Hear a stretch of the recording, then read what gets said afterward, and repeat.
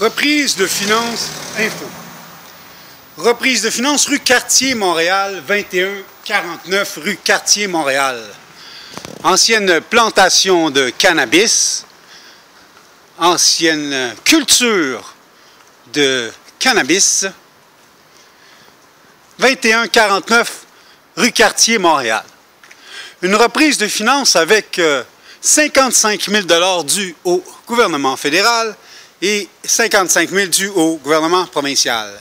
Taxes scolaires impayées pendant 10 ans, taxes municipales impayées pendant 4 ans. Simard, Rubalchin, Duchesne ont payé les taxes municipales, les taxes provinciales et le bois de la renforcissement de la toiture due à la construction du voisin d'une construction de plus de 4 pieds qui force l'accumulation de neige pendant l'hiver, donc demande un renforcissement du toit du voisin. Comme la loi nous empêche de pénétrer le mur par feu, nous avons dû faire une structure extrait-5 au mur mitoyen afin d'éviter l'effondrement des deux structures lors d'un feu. Une maison doit pouvoir tomber toute seule sans soutenir sur les murs mitoyens par feu pour éviter que le feu passe d'une maison à une autre. 2149 Cartier, arrestation 2004, 2006, 2010 pour culture de cannabis. Maison vendue illégalement par un notaire qui a rempli des documents et un agent d'immeuble, notaire Frédéric Cazot, agent d'immeuble Roger Sec, prétendant que la maison n'avait jamais été une plantation de cannabis. Simard Maintenance a fait faire la décontamination et par la suite a été payé par le notaire. L'argent a été redonné pour donner un plus-value à la construction et reprendre les rénovations. Howard Purit, agent d'immeuble, avec M. Plamondon, ont décidé de frauder en vendant la maison avec un numéro de lot qui n'était pas le numéro de lot qui correspondait au 2149 Cartier, mais un numéro de lot qui n'est pas loin du 2149 Cartier, mais qui n'est pas le 2149 Cartier.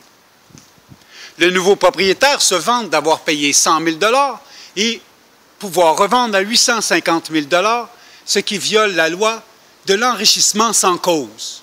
Une personne ne peut pas hériter de 180 000 $ de matériaux de construction et n'avoir aucune facture prouvant que ce bois lui appartient. Enrichissement sans cause, Code civil, Napoléon. Vous pouvez voir que la structure a toujours bougé, la porte d'un garage désaxée et qu'il y a une personne qui travaille à l'intérieur en ce moment. Les taxes municipales, c'est sacré. Les taxes scolaires, c'est sacré. Une personne qui paye les taxes scolaires et paye les taxes municipales doit être remboursée. Subrogée, une novation, la reine reste la reine. Et les taxes appartiennent à la reine. Et celui qui paye les taxes à la reine subroge. Donc, les taxes doivent être remboursées à celui qui les a payées, ou la personne a commis un flip, ce qui est illégal depuis 20 ans. Acheter une maison sans rembourser les taxes scolaires et municipales et faire un flip. Acheter et revendre sans payer les taxes. Acheter, revendre sans payer les taxes ou rembourser les gens qui ont payé les taxes est un crime. Il est interdit de ne pas rembourser les taxes. Subroger. Parce que la personne qui a payé les taxes à la reine hérite des droits de la reine. Et comme il a payé les taxes à la reine, il faut rembourser, donc subroger, la personne qui a payé les taxes à la reine. Alors, il y a une dette qui est due au 2149 Cartier et le nouveau propriétaire refuse de rembourser la dette et le notaire Frédéric Cazot, l'agent d'immeuble Howard Purit, ont signé tous les documents en ce sens.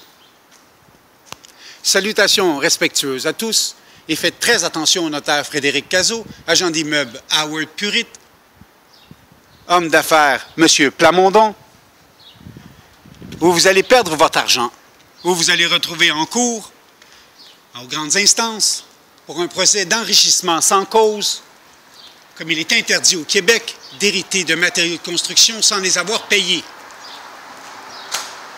Rénault Dépôt, rue Saint-Jacques, facture à l'appui.